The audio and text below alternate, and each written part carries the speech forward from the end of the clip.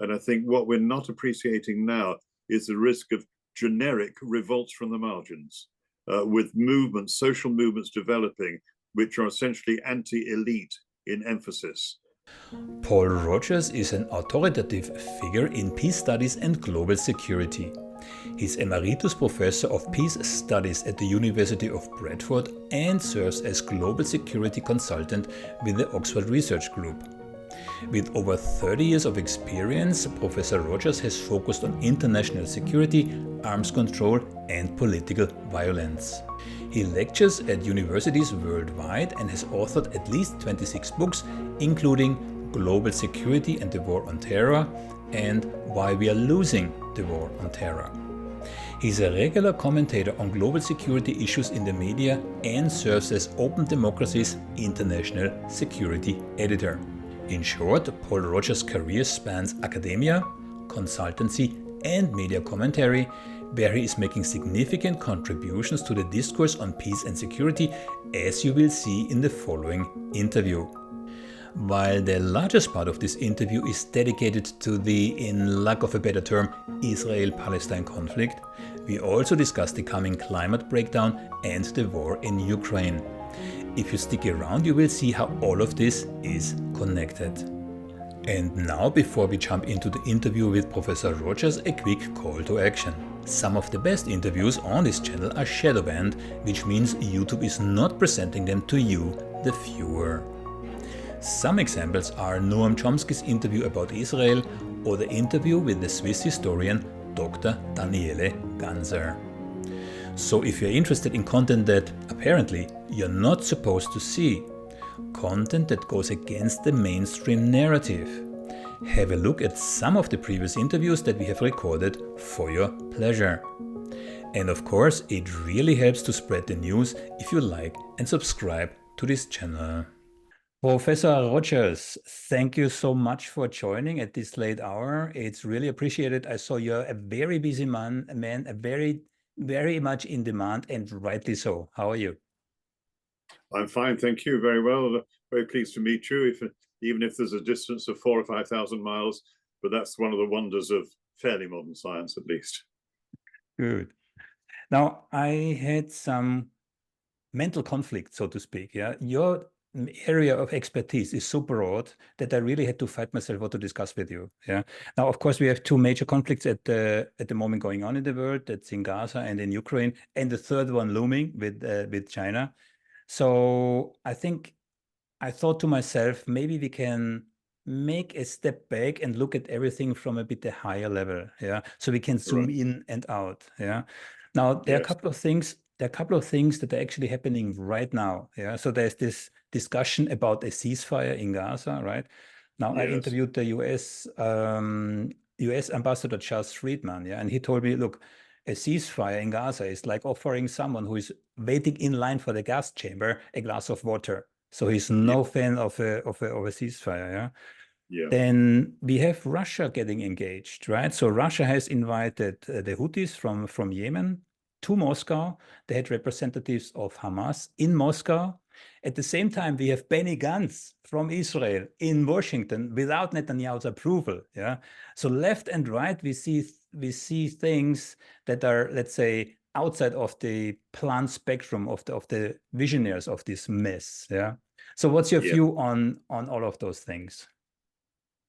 Well, it's a question of where to start. I mean, my personal view on the nature of a ceasefire is that given the loss of life and the huge damage being done in Gaza, much of it is now completely uninhabitable, a ceasefire, at least temporarily, will put a stop to that. The ceasefire means very little unless it does actually develop into something much more substantial. And I think the real issue is that you have at root a radical disagreement between the two main parties. Essentially, of course, this is Israel as it exists now, and the Palestinians, particularly in the form of Hamas. And it's whether on any occasion they can, in any sense, come together. I think that's going to be very difficult. I think one has to understand that the Israelis suffered something approaching a trauma on the 7th of October. If you look at the broad history of Israel's perception of security, I like the term in that Israel is a country which, in a sense, has to be impregnable in its insecurity. It has to feel as safe as it's possible to be, yet fundamentally it is unsafe because of the nature of the establishment of the state, where it was established, and the long-standing conflict, particularly with the Palestinian Arabs. So it's very difficult to see what the way forward is, but the problem is that it's really made Israel very concerned about its own security. If you look at the fairly recent past, after the shock of the Yom Kippur Ramadan war, which in a sense moved Israel into a more hardline stance, that was aided in some ways by the migration into Israel in the early 1990s of many pretty insecure people from Ukraine, Belarus, and Western Russia. And then it was further affected by the second of the intifadas, the basically the one from 2000 to 2005, which involved quite considerable loss of Israeli life with the suicide bombings. Since then, since 2005, with what appeared to be the full control of the situation in Gaza, Israelis began to feel rather more secure. And I think the sheer shock of the 7th of October has to be recognized at all times.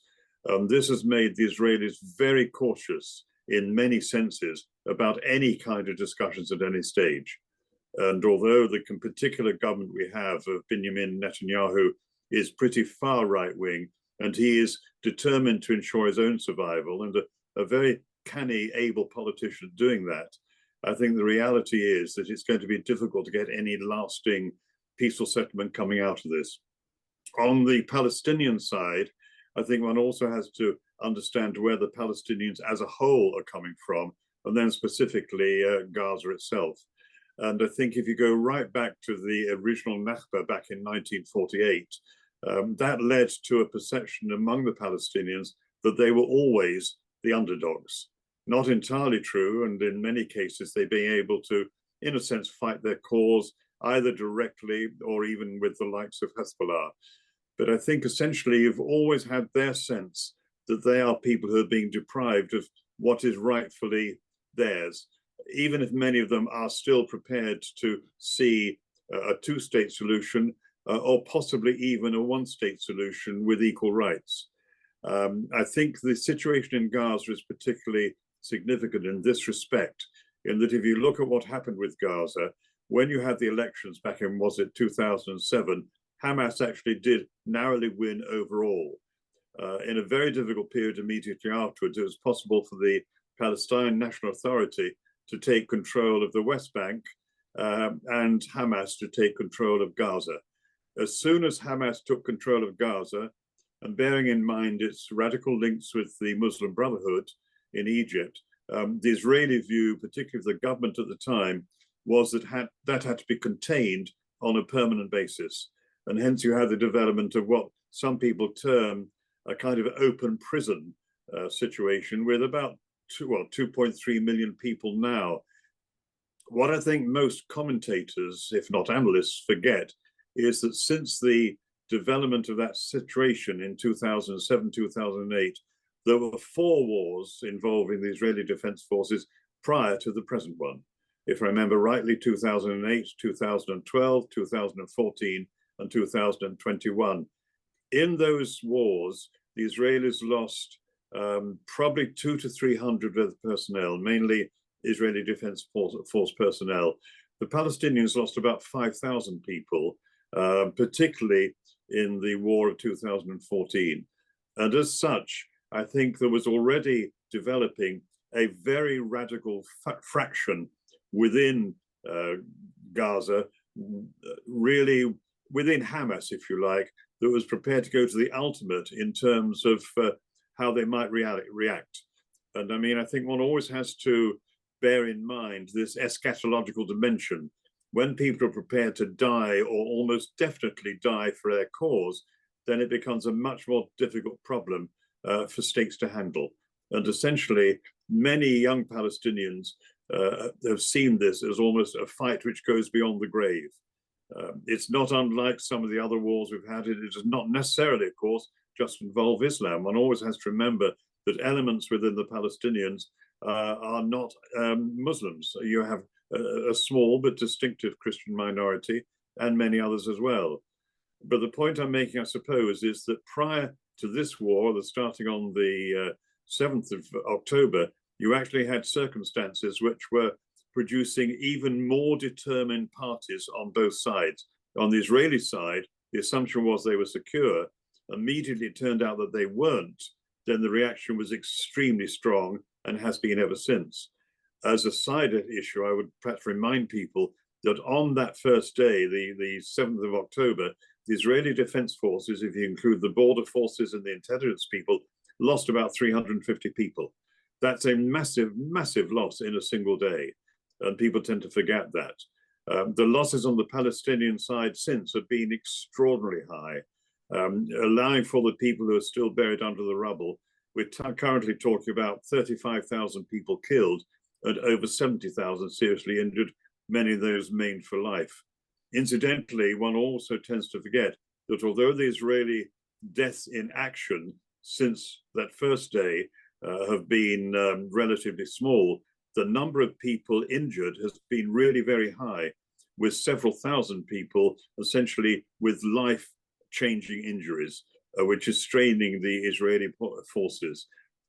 One final point at this stage, I know this is the early stage, I think one has to see that from Netanyahu's perspective and those of his war cabinet by and large, possibly including Benny Gantz, it's been assumed that there was only one answer to this, and that had to be the complete defeat of Hamas, more or less its destruction, and that nothing else would do. The problem is that is not possible. You can't kill that kind of idea by killing the people, because always more will come in. And one of my concerns is, in fact, that Israel is probably entering a very dangerous period from its own insecurity. What it is going to be left with, even if there is some kind of settlement in Gaza, which is going to be difficult, what it's going to be left with is many tens of thousands of angry young Palestinians, new generations coming through, many of whom will become paramilitaries. And that, in a sense, I think is maybe what Hamas originally intended. One tends to think that Hamas had thought this through very cleverly and very carefully, and essentially has seen this as the start of a long conflict, which it believes will end up ultimately in a much stronger position for the Palestinians. I'd leave it at that point for now. I know I've gone on rather long, but it is a complex situation and made even more complex by attitudes within the United States, Western Europe, the global South, and certainly Iran, which we've not even mentioned yet. I returned from Amman about 2 months ago, where I interviewed the survivor of the 1948 massacre of Tantura. It's my second one. The first one I interviewed in Germany, yeah. Right. And almost without exception, the people in Amman said the same thing. It's absolutely a tragedy what's happening right now in Gaza, and they're destroyed, yeah. But they think it's good that it happens, as contradictory as this might seem, because they're expecting an outcome that's not in favor of Israel or the West in as an end result, right?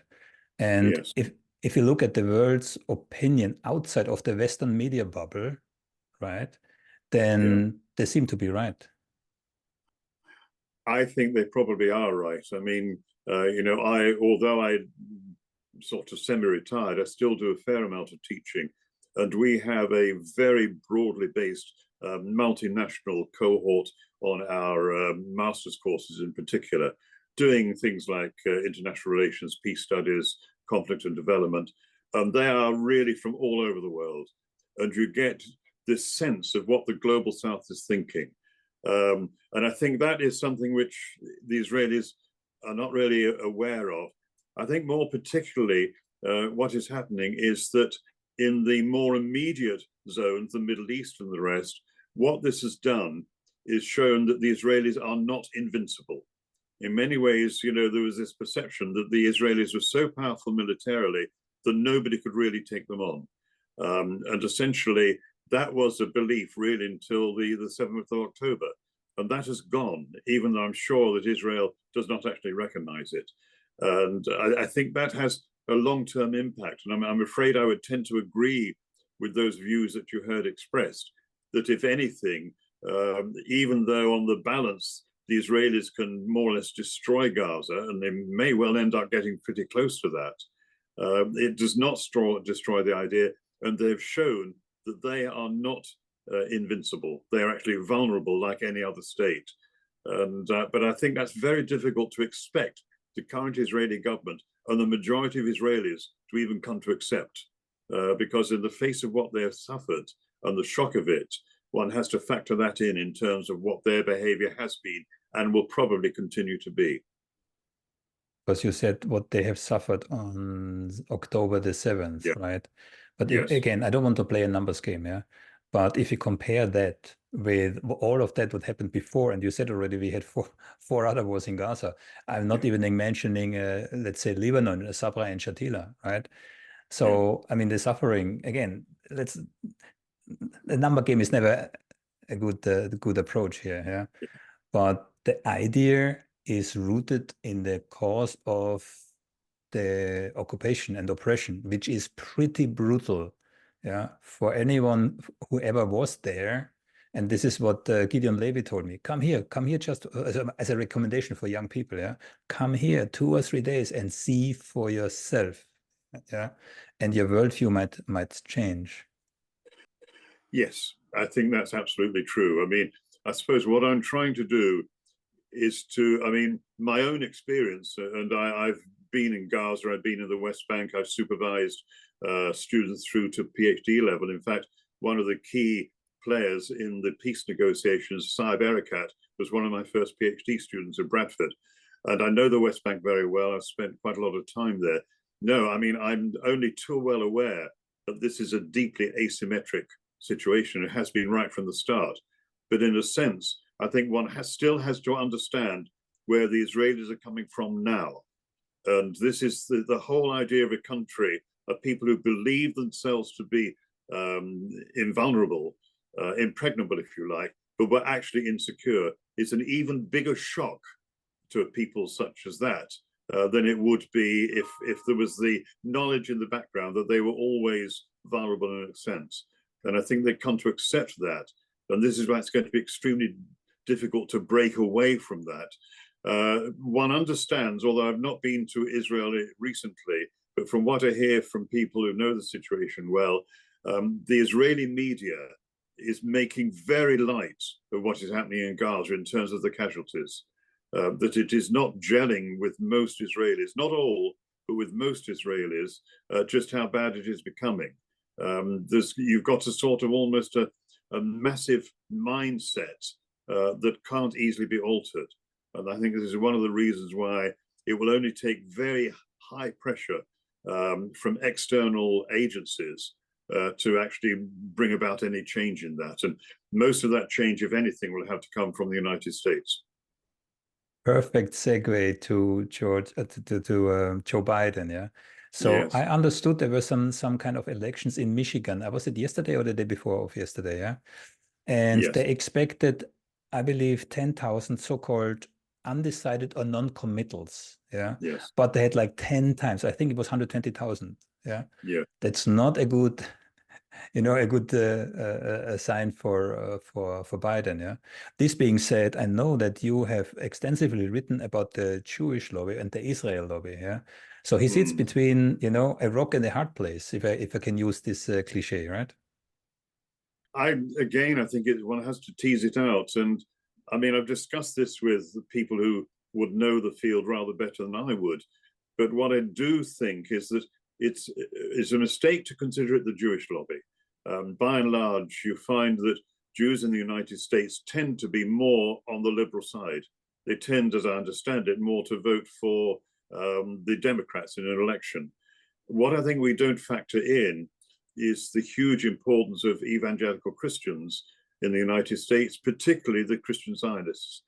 And the idea of Christian Zionism, even though it probably in its more recent form of the last couple of hundred years originated with an Englishman studying at, Trinity College Dublin in the 1820s, John Nelson Darby, who really developed this interpretation of the book of Revelation to the point where God had given the Jews a dispensation to prepare the way for the end days.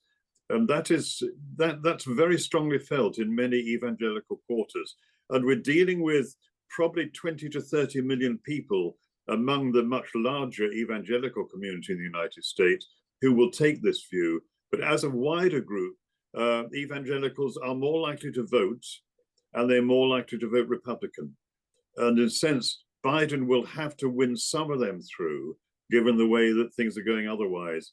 He is, I agree, between a rock and a hard place. And as far as the Israelis are concerned, they probably hope very much that Trump will win, even though the unpredictability that will follow from that is, in its own way, possibly a wonder to behold.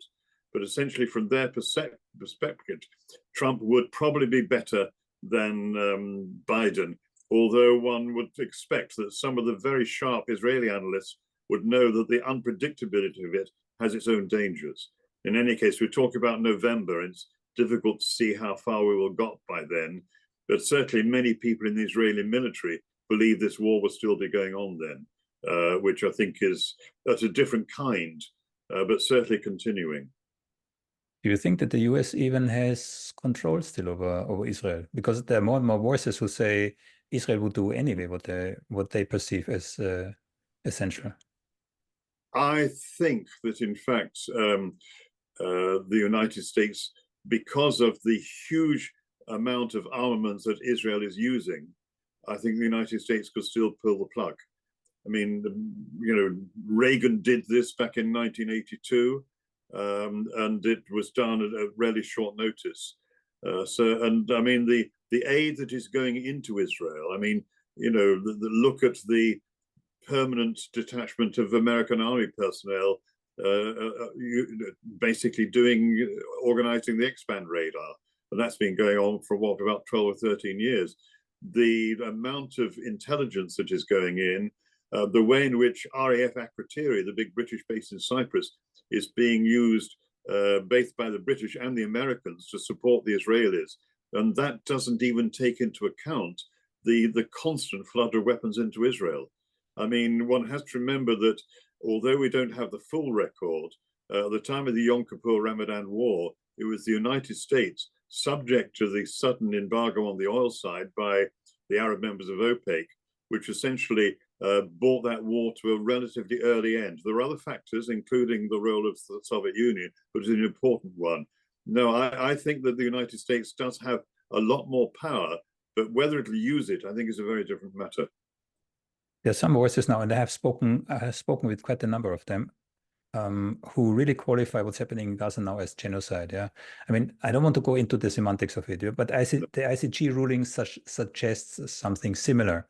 And I interviewed Professor Omar Bartov. I don't know if you know him. He's one of the leading genocide and Holocaust experts, I've been told. And he said something that almost happens right now. He said the prelude to genocide is very often ethnic cleansing. But if you cannot get rid of the people, then you start from ethnic cleansing to killing them. And this is what I'm seeing now in Gaza, where they try to push to push the Palestinians into Egypt, and Egypt kind of fortifies this buffer zone here. And I'm hearing conflicting messages here. So on one side, it said Egypt tries to prevent the Palestinians to coming in because it would change the demographic and hence the power base of General Sisi. And others say that Egypt now earns twice because they ask from the Palestinians money to cross the border, and on the other side they get from the Americans and from Israel money for the Palestinians, which they allow in this no man's land that they are building there in the desert. Yeah, what's your view here? I think it's very difficult to determine exactly what's going to happen here. I suspect that the Egyptian government under Sisi would dearly like not to have Palestinians coming through, simply because of it has used such heavy force against the Muslim Brotherhood, and things are relatively quiet on that front, so to speak. But to have any kind of substantial number of people who are really very determined, given what they've suffered, to continue, I think it is something which could be destabilizing for Egypt. I think the Israelis would really prefer not to be in that position. Sorry, the Egyptians would prefer not to be in that position. But it's difficult to say at the moment. And certainly you do see a very, very clear indication that what many in and around the Israeli government would want would be some sort of clearance out of Gaza. And of course, in the extreme view, you just get rid of all the Palestinians, send them somewhere, so to speak, and then you would actually resettle it. But then, even if that was to happen, which I don't think it can or will happen because of international reaction, even if it was, you still have, all the Palestinians, the best part of 3 million of them, in the occupied territories. And in some ways, we're losing sight of that. And we're also losing sight of what's happening in Lebanon. Because in a sense, there are 3 different stories going on at the present time. And I think one of the real worries is that in the West Bank, things are really getting more and more difficult with the Palestinians, almost by the day. And that could blow up at more or less any time, which would produce even more anger at what Israel is doing. The problem is that Israel is actually losing more and more of its legitimacy, I would say, on the world stage, even though this is not apparent in a country like Britain, and I suspect the United States as well.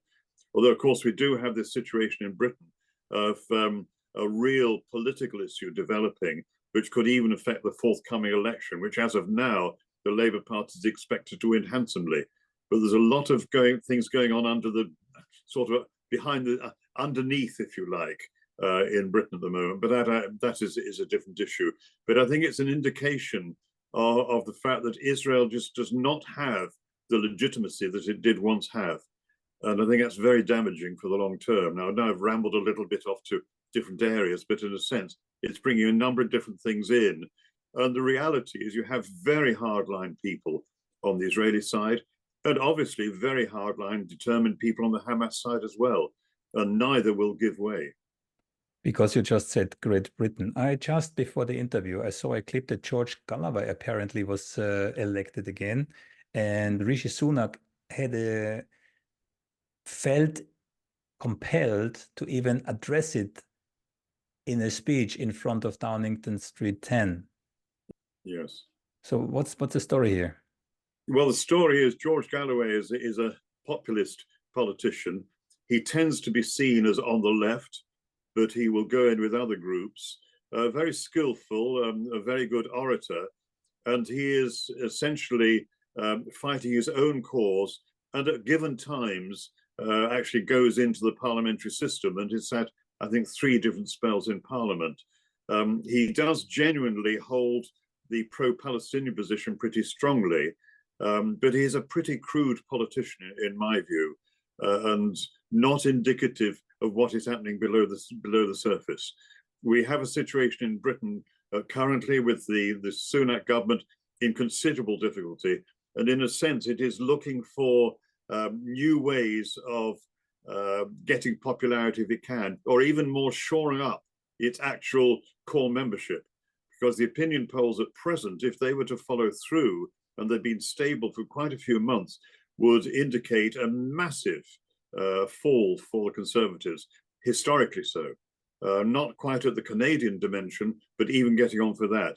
So I think essentially Sunak and the other people at the top of the Conservative Party are looking very much for their core membership. And the core membership of the Conservative Party and the core voters are pretty far right wing and are particularly concerned about immigration, and even more concerned about immigration from the Middle East. In other words, there is an anti-Muslim and Islamic-phobic element which is there. And one has to say that I think the current Conservative government is playing on that, and if you like, developing it and exaggerating it. The Labour Party under Keir Starmer has been very strong in its support for Israel, but that is not indicative of the feeling among ordinary party members. It's rather like what Joe Biden is facing. There's a great deal of anger within the Labour Party among many non-Muslims about the way that Starmer has been playing it. He will probably win the election pretty comfortably, but maybe not as much as he thinks. And the post-election period may be actually quite difficult for him because the country has deep economic problems anyway. But the point is that in many ways, if you look at what some of the global media are reporting, and I would cite Al Jazeera in this sense, you're getting major demonstrations against what Israel is doing right across the world. In many countries, it not being reported. I mean, we've now had, I think, 4 major demonstrations in London, maybe 5, all of them with at least 250,000 people coming onto the streets. Now, you'd have to go right back to the bitter opposition to the Iraq War in 2003 to see that before. But it's hardly being reported in the mainstream media. It's only the alternative media that's even reporting it. And we have this idea, which is being put very strongly from the right, that these are hate marches and people are sort of full of hate. I've not been on any, I haven't observed any of the main ones. I live 200 miles from London, but going to 1 or 2 local demonstrations, you get the opposite of that. So you actually get people sort of coming together and trying to make a difference, but it is not imbued with hate. But that, I think, is the impression being given. But what it does mean is that I suspect, although it doesn't come up yet in the opinion polling, Starmer may have a bigger problem than he expects when it comes to the election. One might think that, seen the historic context, that British politicians would be more sensitive to the plight of the Palestinians, yeah. But because you said no hate, yeah.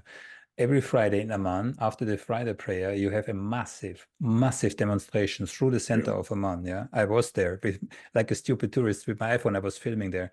No hate whatsoever. Yeah, there are children, there are women, there's everybody from society. They're not the fundamentalists that you would expect, right? That brings me back to what you just said in terms of mainstream media. Yeah? So information war is definitely going on. Absolutely. And that's in America, that's in Europe, that's everywhere, right? It is, yes. And I mean, it's difficult to get this across to many people that, you know, if you, I mean, we have Al Jazeera English, which is available readily, and I know a lot of people who watch it. I've done a few interviews with them, but essentially they're showing it very differently because the people who run it, many of them are ex-BBC World Service, and they are pretty heavily professional people. Al Jazeera has maintained bureaus within Gaza right the way through. It has at least 2 English language journalists operating at present on a daily basis.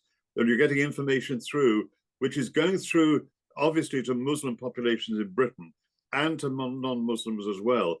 But around the world, it is getting a huge mention. Of course, if you go to Al Jazeera Arabic across the Middle East, in terms of the opinion formers, it's probably the dominant medium. But again, this is not appreciated, I think, by many politicians in the West. In a sense, this war is a much bigger thing in terms of its long-term implications than most people realize, I'm afraid. There were more than 200 journalists now killed in Gaza. 200, yeah. Some of which were shot live whilst they were working. Yes, yeah. Also there's definitely a conscious strategy in terms of preventing information getting out. Nevertheless, this is the first genocide that's basically live streamed through the world. And as a behavior analyst, those pictures that are coming out from those mountains of dead babies, kids, whatever, these images, they go into the subconscious of people. And that then causes cognitive dissonance, which causes then all kinds of mental acrobatics for politicians in the Western world to try to explain this. And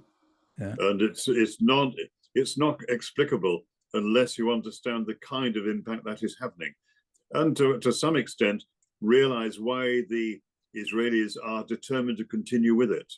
And that in turn means you've got to try and go back to why they're feeling about this and behaving like this, which is why this is such an extremely difficult conflict, I'm afraid. You said why they feel like this. So from the Palestinian side, for me, it's crystal clear why they feel like this. Yeah. From the Israeli side, and I don't know if you know the family Pelet, like Nico Pelet, the general's son.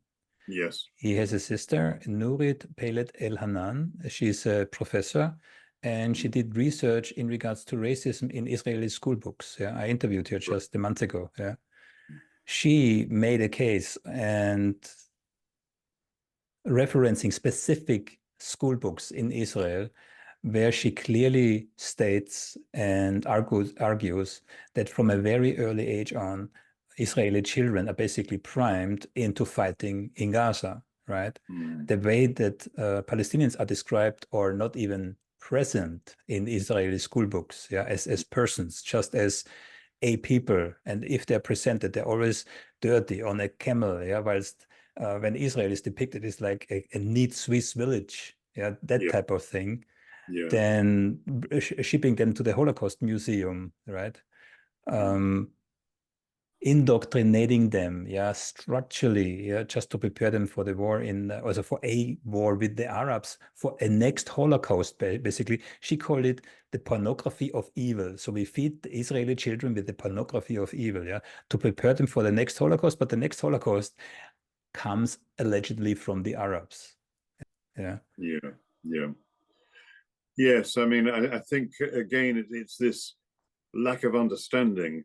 And of course, you do have a situation in Israel is that it is essentially a citizen army. There are indications, although I don't think they are necessarily from sufficiently reliable sources, that in fact the Israeli Defense Forces are finding it increasingly difficult to take further control in Gaza. Some of the material that's coming out in the military literature is pointing in that direction, that there are many problems of the way in which they're actually handling it.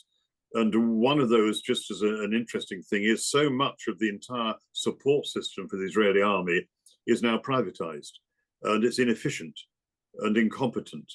And that is actually making it even more difficult for them to even maintain control of Gaza.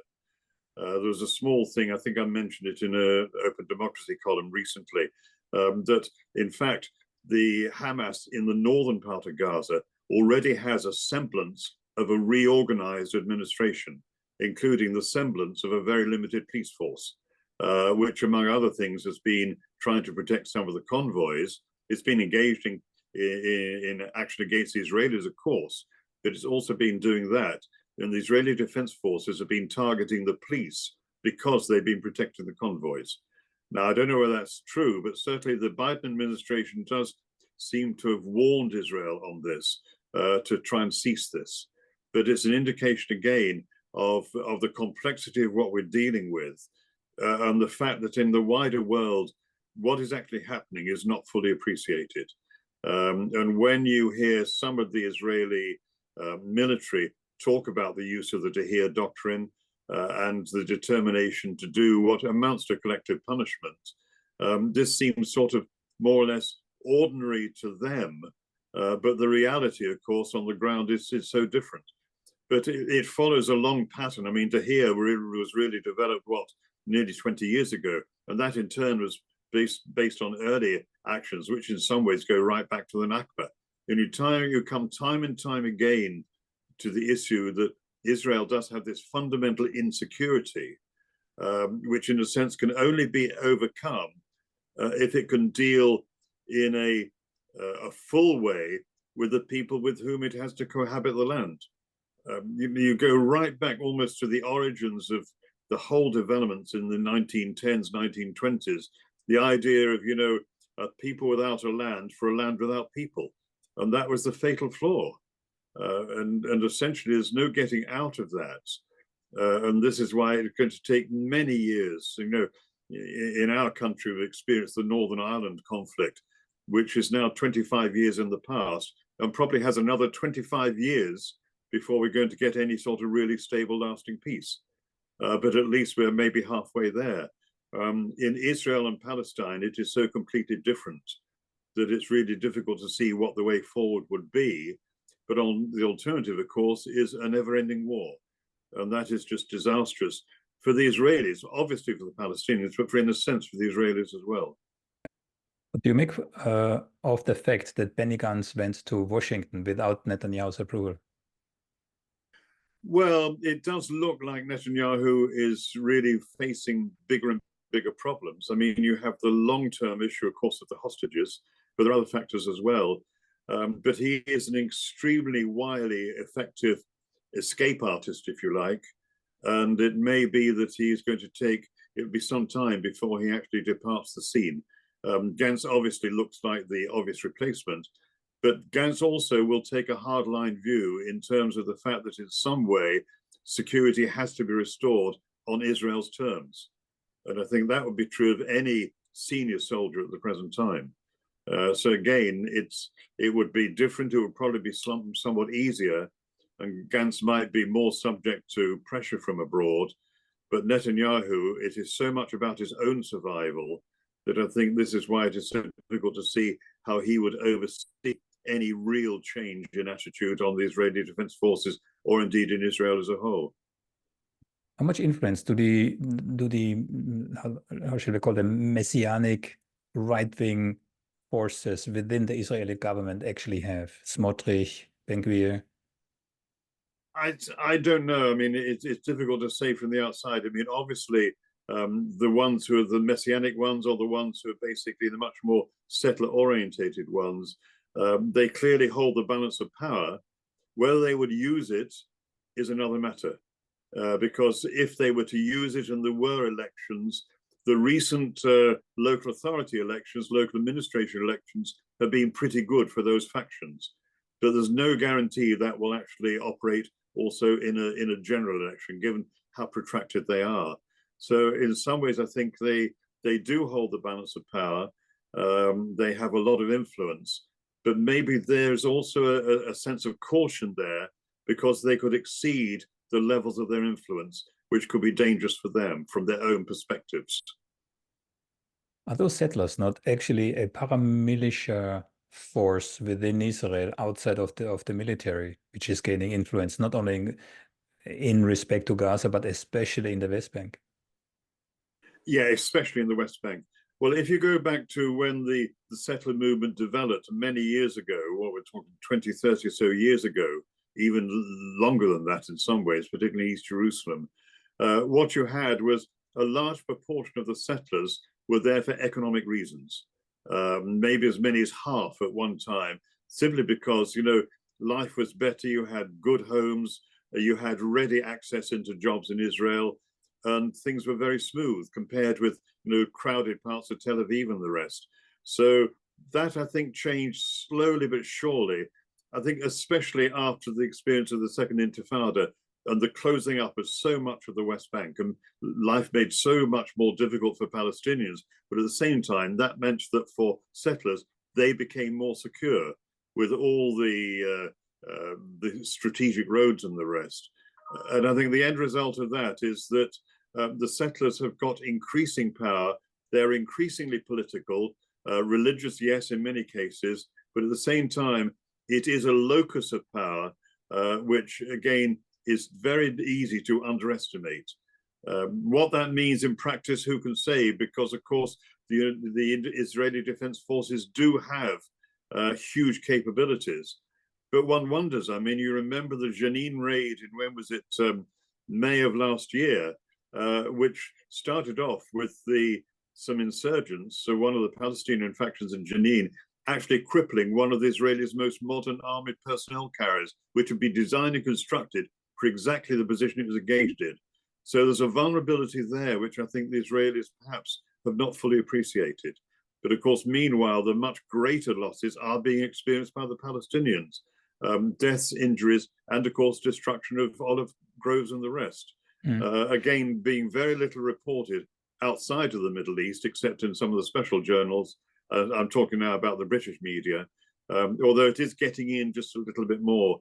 And one senses that even in a country like Britain, with the government which is of the right, the opinion, almost the corporate opinion of Israel has gone down pretty heavily in the last 2 or 3 months. And I think that will continue in the months to come if the war does not come to some sort of early end. You said before that if something would change, then it would have to come from outside / from the US. Yeah. Yeah. But there is another possibility, however remote, yeah, and that's the internal fracture of Israel. Yeah? And in a couple of discussions, I pointed out that you have this classic Ashkenazi Sephardic Jews split within the society, where we saw just prior to October the 7th, we had those tens of thousands of Ashkenazi, and I don't want to explain now the whole story, yeah? But there is a fraction between, let's say, European Jews and Oriental Jews. The Oriental Jews, they were always disadvantaged, but they're catching up with having more babies, etc., etc. There was the whole story about the judiciary reform, where 13 from the 15 judges were actually Ashkenazi, yeah. But there's another element, and this is where the settlers come in. Yeah. So I hear verses that told me if a government would try to rein in those settlers, they risk civil war. I don't know how realistic that is. So I present it to you as a question. Is that an opportunity that Israel could fracture from the inside and hence solve the problem on a different way? Unexpected for Israel. It's possible, but I don't think it will be full fracture. Yes, I mean, you have huge internal political problems with Israel. Just think back 8 or 10 months to what was happening last summer. But whether that was go as far as actually seeing any kind of breakup of the country, I would rather doubt. I think there would be a coming together in the face of the possibility of the country coming apart. And it's never a good idea to have a very powerful country with very modern weapons, including new weapons, in that nuclear weapons, in that sort of state of potential loss. It could be dangerous in other ways, I'm afraid. Yeah, if you talk about nuclear weapons, I had a couple of interviews now, and on the topic of Israel's nuclear weapons, right? Comparing with Russia, for example, where Russia is encircled or faced by enemies who do have nuclear weapons. In Israel case, that's completely different. Israel's enemies do not have nuclear weapons. So I heard that the likelihood of Israel using nuclear weapons as opposed to Russia using nuclear weapons, that the likelihood is higher on Israel's side. That's possibly true. It's difficult to say. I mean, you have these extraordinary comments by some of the far-right people that, you know, well, get rid of the Gaza problem by using a few tactical nuclear weapons. The fact that even that gets airtime is a worry. I think the other area which one has to watch, though, is Israel's attitude towards Iran, because it is pretty clear that Iran has taken the decision not to develop nuclear weapons, but to get so far that it could easily do it. Really very close. And yes, the IAEA is trying to essentially determine exactly what is happening, but there is movement there. And we could see, if anything, a decision within the Israeli government to take a strike at Iran. And that would lead to all kinds of problems. Iran can't be beaten in the conventional sense, but the economic impact, including the impact on world oil prices, world energy prices, would be massive and would send many parts of the world into something of a recession. And I don't think one can rule that out. I mean, we're not back in the period of 2006, 2007, when even Bush Jr. was interested in the possibility of a conflict. But I think we are again in the uncertain times. And the fact that at the moment you have the Americans and occasionally the British actually bombing Houthi targets with very little impact is a further complication. You mentioned earlier on, you know, how Moscow is viewing this. I mean, Moscow, I think, is really quite, to put it crudely, enjoying the situation that Biden finds himself in. And Moscow would certainly like to see Trump in the White House again, would look forward to such quite good times. And that also, of course, would affect what might happen in Ukraine too. The one area that we've not talked about, which is the one that interests me most at the moment, is that in the face of all of this, in terms of human challenges, this is small stuff. The major challenge by a mile is climate breakdown. And this is something which does not have much resonance in the United States, as I understand it, has some, but not much in Britain. But essentially, it is the base is that we're entering a period of huge uncertainty on the environmental side. And that, of course, is going to have a very big effect across the Middle East and North Africa, which is one of the most vulnerable zones in the world for climate breakdown. And I have seen that you have written on that topic. When I first came across what you wrote about it, I was surprised because I didn't lay the connection between, geopolitics and these kind of things and climate change. But you're absolutely right. That's a huge challenge that faces mankind. And there are more and more voices who indicate that we are actually running out of time. It's not so that this is going to happen in a couple of generations from now. It's happening No. right now. Yes, and it is speeding up. My background originally was in life sciences. I studied at Imperial College, did my PhD there, and I taught environmental science for some years before getting into environmental security and then into peace research. So I've been following this, I have to say, for about 50 years. And yes, it's clear that the limits to growth are finally with us. And the crazy thing now is that there have been such impressive developments on the capability for decarbonization that this is a problem which could just now still be solved, given major changes. We can do it now. One of my sons is a renewable energy specialist, and we follow this very closely. It's possible to decarbonize so quickly, given the will and the technologies that we have, that you could probably avoid climate breakdown. But that's got to go make very big progress in the next 5 or 6 years. If we're not well on the road by 2030, then it's going to be a very difficult future, I'm afraid, for almost everybody. You said decarbonization. Can you tell us a bit more? Well, essentially, if you want to, the core problem with, obviously, with climate breakdown is increasing carbon dioxide in the atmosphere. You have other factors. You have methane, of course, but CO2 is the main one. But the progress in generating electricity from renewable sources has come on by absolute leaps and bounds in recent years. If I just take my own home base, my wife was very keen about 12 years ago to get a proper photovoltaic array on the roof. We put in a 3.8 kilowatt one. It cost us at the time £11,500, what about sort of $14,000. And there was a sort of a feed-in tariff that the government provided at the time, which was very generous. So in fact, it paid for itself within about 10 or 11 years.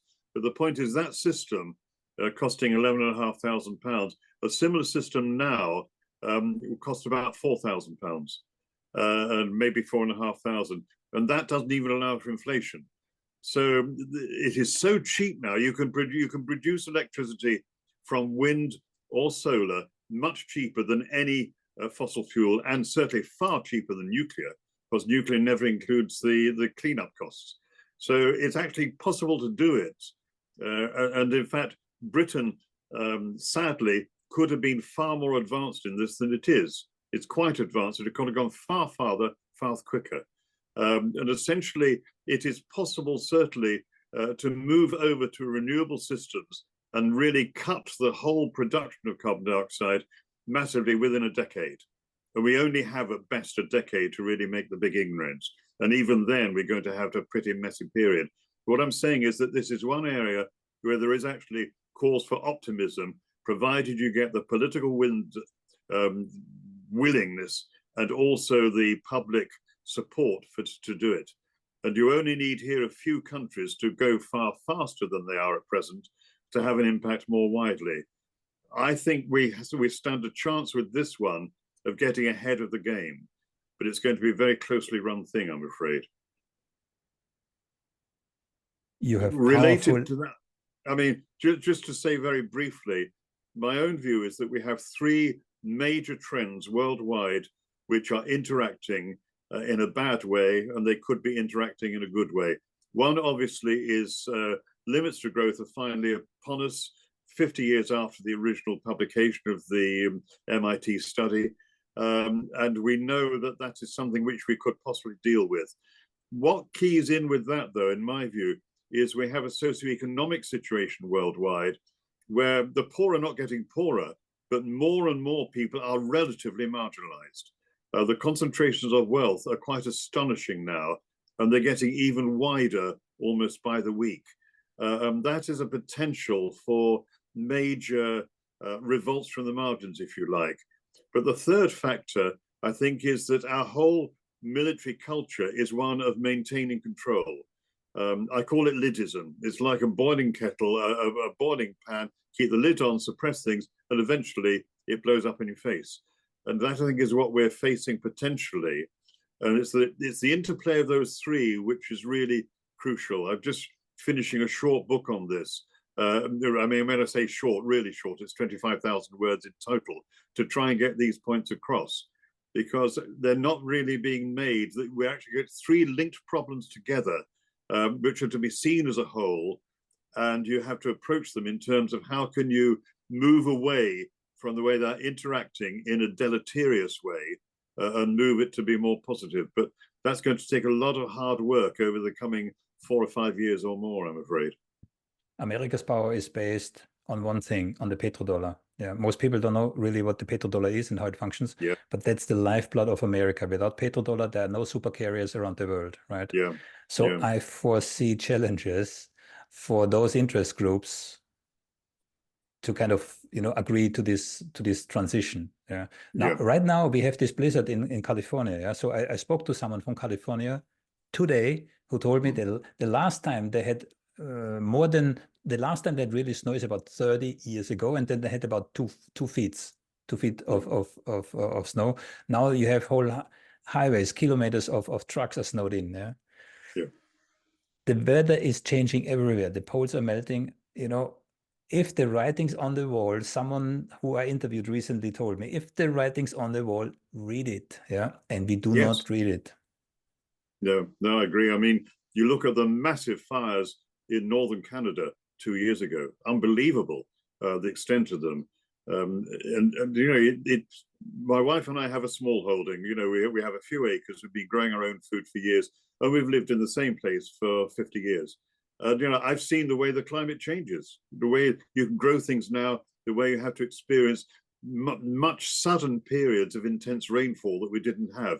I worked in Uganda early in my career, and the sort of intensity of tropical rainfall is so different from temperate rainfall. But the temperate rainfall is starting to behave in a similar way. And it's obvious if you actually have your sort of prevailing winds going over oceans which are even 1.5 degrees warmer than they were, they pick up more moisture, hit the land and deposit it. And essentially, that's the kind of impact we're having. We're getting floods in Britain, which were sort of 1 in 100 years, are happening 1 in every 10 years. And the thing is accelerating, yet I'm afraid the interests, particularly the fossil carbon interests, are such that it's very difficult to break out of that. Although it's interesting that some of the world's big engineering companies have seen the writing on the wall and are recognizing that the sensible thing is to get into the whole renewable field in a big way, because before long, everybody has to do it. There becomes no alternative, I'm afraid. And one of the largest, or maybe even the largest polluters are the armies. Yes, indeed. Yeah. So it would take a worldwide agreement, and we are just exiting the unipolar moment that the US has enjoyed for, let's say, 3 decades. In a multipolar world where you have, conflicting interests, resource scarcity. So how likely do you see that, the world comes to such an agreement? Well, put it this way, it either comes to an agreement or else it goes through such troubled times that it is forced to change. I think what could happen in the next 4 or 5 years is you will get some really serious climate issues. A major northern city, which is really shaken by floods or incredibly high winds, or fires on a massive scale, so much so that this is the shock which actually starts to wake people up. I wish it wasn't that, but I think that is probably what's likely to happen. I mean, I have this sort of personal definition of prophecy, which is prophecy is suggesting the possible. And it's suggesting the possible that can be good as well as bad. And I think that you concentrate on where it can be good, where it can be positive, and then you might get your breakthrough when it becomes apparent that there is no other way but to take this unless you want a complete and utter disaster in a sort of global catastrophe. So in a sense, I mean, one is cautiously optimistic that sense will prevail, but it's going to be a close run thing, I'm afraid. Very close. Professor, one more topic with your kind permission, yeah, and that Surely. would be the war in Ukraine. And again, I have Yeah. seen you writing extensively about that.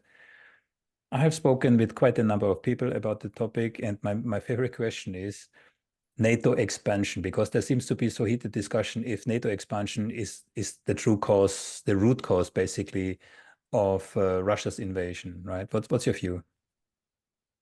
I think it's been an important one, and essentially there were opportunities going right back to the 1990s to prevent this kind of thing developing. I think the big mistake, I mean, Putin is an extremely skillful, clever politician, and he knows how to handle Russian views.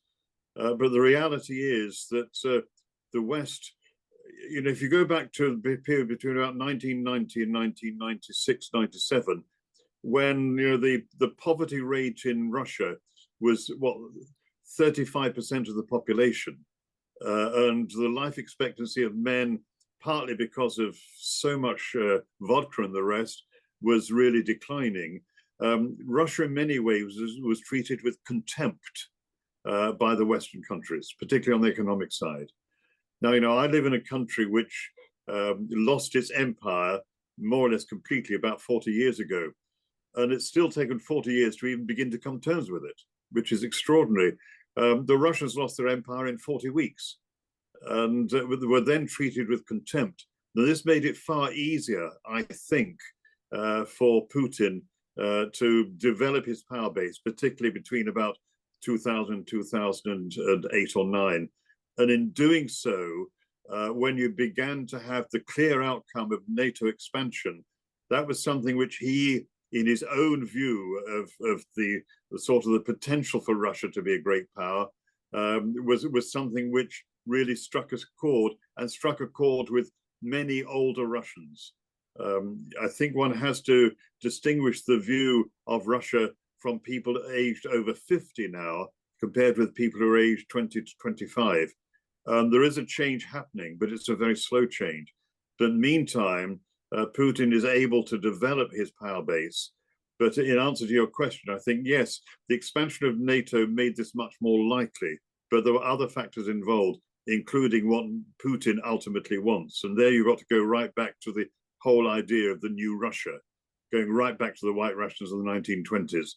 But on that basis, I think, again, it's a difficult situation. I think the classic thing about Ukraine and Russia now is that neither side can win, but neither side can lose.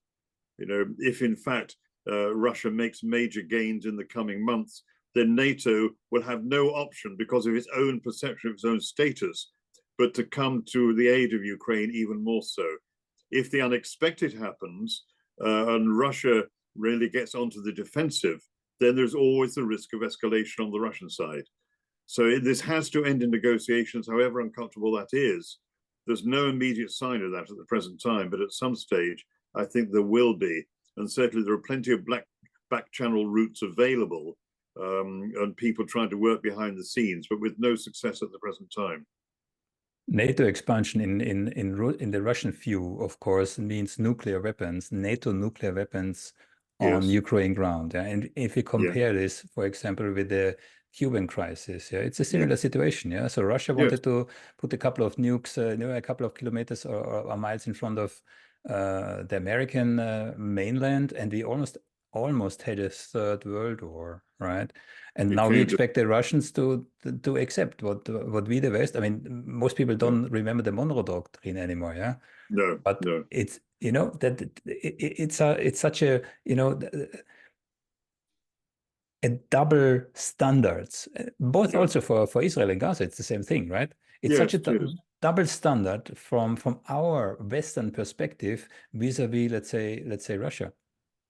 Yeah. And it's the great difficulty of getting inside how Russia views the world, which obviously is complex, because, I mean, there are many there's a pretty strong, or was less so now, strong Russian ethnic population within Ukraine. And they themselves would believe that they were hard done by, certainly in relatively recent years. But again, one tends to sort of put that to one side. But this is the problem with this kind of work. You're always trying to see the world from the position of the other side, which can make you rather unpopular at many occasions. But at the same time, I don't think there's any other way to doing that if you're going to get even the beginnings of the resolution of conflicts. But that again, I mean, in some ways, for different reasons, Ukraine and Gaza have real deep problems to overcome, more so than many other conflicts. But one has to remember, there have been intergenerational conflicts. I mean, look at Pakistan and India. There are many parts of the world where you get these, but in other parts where you do actually get an easing of the situation. And I mean, if we go back to the nuclear side, if we were having a discussion in 1982-83, the biggest single issue that would be facing people was, would we even get to 2090, to 1990, because of the fear of nuclear war? We did, I think perhaps more by luck than by chance, but we did do it. And essentially, there is always hope to do that. But as I say, the current situation is particularly difficult because of the interplay of the different factors at the generic level, and then the specific instances in both Ukraine and Gaza at the present time. Both of these conflicts individually, if you would only have one of them, are weakening the West's position on the global stage, right? Yes. Each of them alone, and now we have two of them, with the third one in the making, with China. Yeah? One example that I would really like to run by you, and we talked about methane, yeah, the Nord Stream attacks. Yeah, I have discussed it with Professor Jeffrey Sachs, with Noam Chomsky, with the CIA analysts. So yeah, what's your view on who did it? I'd be absolutely candid. I do not know. And I think it's really, there are different actors which would have an interest in doing it. And I'm not convinced of any of the theories. And it very easily gets into conspiracy theory territory. So that's not one that I would sort of express a strong view on at the present. Okay. But it was the largest man-made natural disaster with the amount of methane that escaped here, right? Yeah, yeah. Although it may be balanced by what is happening in it's one of the southern Asian countries. There's a huge release going on at the present time, isn't it? But yes, it was a disaster, and any big release of methane only lasts about a year in the atmosphere, but the time it is there, if you have a huge outburst, that really adds substantially to the growth, basically the heating potential. And methane is very dangerous in that sense. Yeah. And lastly, if you take the bird's eye view on all those things and more, well, because we can't discuss everything, yeah. Again, I spoke with a number of people, yeah, the decline of Western power, right, on a global stage, and what it means, right? So what we saw with the Tucker Carlson interview, for example, they gave a couple of additional interviews describing how it was in Moscow. Yeah, that's one example. Yeah, another example are some of the Chinese cities, which are like out of a science fiction movie. Yeah, if you don't see it, you don't believe it. Yeah, and then we compare it with what's going on in the US right now. We have like 30 million homeless people. You have the, how shall I say this? The breakdown of civil order, where you have mass flash mobs raiding shopping malls, where you have this opioid epidemic, where you have those zombies. What's the drug? I forgot the name of the drug. Like hundreds of people defecating on the sidewalks, these kind of things. A critical infrastructure not maintained. You have big holes on streets in New York. That type of thing. Are those not indications that something in that system is fundamentally flawed? I think it is. And, we had a period in Britain 40 years ago when people used to talk about, what was it? Private affluence and public poverty. And what I think is perhaps you have to add into this, I mean, I agree with you in terms of what is happening, but what you have to add into this is the extraordinary wealth-poverty divide. Wealth poverty is not the term. I mean, the concentration of wealth among, a few tens of thousands of people in a country like Britain or a very few million people in the United States, is really, people just do not grasp it. I mean, you're probably familiar. One of the most comprehensive papers in Britain is the Financial Times. The Saturday print edition of the Financial Times has a number of compartments, one of which is property. And it gives you an indication really of how the richest elements of society are actually able to operate. And that, I think, is basically focusing new sorts of power in relatively few hands. But the thing I think we're missing is this is not just in countries like Britain or the United States, or for that matter, Australia or Japan, less so in Japan. This sort of, it's basically the impact of neoliberalism 40 years on is having an impact worldwide, which has been largely missed. So, you know, was it the third richest person in the world is actually Indian. And I think the fourth richest is Mexican. You're getting huge concentrations of wealth in relatively poor countries. And that adds to the problem of the wealth disparities in the richer states as well. Back in the 1990s, the work I was doing with some colleagues was pointing to the vulnerabilities of modern urban industrial states. And we actually suspected that the example to watch was the 1993 attempt to destroy the World Trade Center, which came very close to completion. People should have then realized this kind of vulnerability. And in fact, I wrote a book which even went as far as suggesting that the kind of thing that would happen would be the destruction of something like the World Trade Center. It was published about a year before it actually came down. Didn't sell very well, but it sold very well in the second edition after it had happened. But the point about is there are vulnerabilities which we don't fully appreciate. And I think what we're not appreciating now is the risk of generic revolts from the margins, with movements, social movements developing, which are essentially anti-elite in emphasis. And yes, you may well find that in the United States and elsewhere that develops. I think it's more likely in the global South. It's abundantly clear that, in a sense, the imperial moment, if you like, for the United States and its allies has gone, and we're moving beyond the unipolar world. As you say, the unipolar moment has passed. But it does not mean that you have a world in which, you know, have 2 or 3 news centers and that's it. It's much more difficult to work out how things are going to go when you have the power of the multinationals, you have the changes in wealth distribution, and above all, the capabilities for militarization and the limits to growth. You put those all together, and it's a world which I think is really unpredictable. It still has potential, and there's potential to avoid the problems, but it's going to be a pretty close run thing, in my view. There's one element that you didn't mention, that's the job loss caused by artificial intelligence and automation. Yeah. Mainly because it's not an area I'm sufficiently well in being able to predict it. The one thing I would say, which is perhaps uncomfortable, is that when you get any major new developments which have potential to accrete wealth in certain sectors, that comes to the fore. And I think the one worry I have about AI is there may be many things which could be good, but the way society is organized, those are unlikely to take precedence over the others.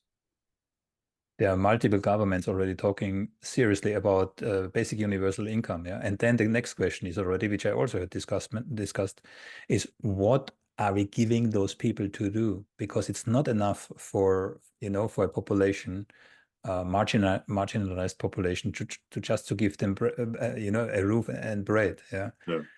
People want a purpose in life, right? Yes, absolutely. No, I agree entirely. Yeah. Professor Rogers, is there anything that we did not discuss? What's very close to your heart? Oh, I don't know. I'd have to think. I suppose no. I mean, the thing that I try to work on most at the moment is, I try and understand how particular conflicts develop. Well, so I've done a fair bit on Gaza and Ukraine, but I'm in the lucky position now of being a semi-retired academic, and I don't have to fulfill the requirements of the university. So I can be more of an independent researcher, which means that, in a sense, you've got to be more cautious about trying to get it right in some ways. But I suppose it comes back time and time again to the combination of factors which could work well but are not working well at present. And I think the important thing is to try and see how you can create a transition which leads to a relatively more peaceful world rather than one which is less. And that seems to me where we have to concentrate as much of our attention as we can. It's a period of change, and my fear is it will get seriously more worse before it's getting better. Yes, I suppose in some ways, though, one always has to fall back on the capabilities of what you can do under extreme circumstances. And the other thing is, you know, if one has been working on these issues of nuclear issues, terrorism, and the rest, you only have three personal choices. You're either alcoholic, suicidal, or optimistic. And I think I stick with the last as the best. Professor Rogers, on that note, let's stick to the last one. Indeed, let's stick to being Indeed. optimistic. Okay. Indeed, yeah. I really appreciate the time you gave me. Thank you so much. All right, that's fine. I cannot promise that you never will hear from me again. On the contrary, actually. Okay, fair enough. Thank you so much. Well, thanks so much for organizing. Okay then. Bye. Bye.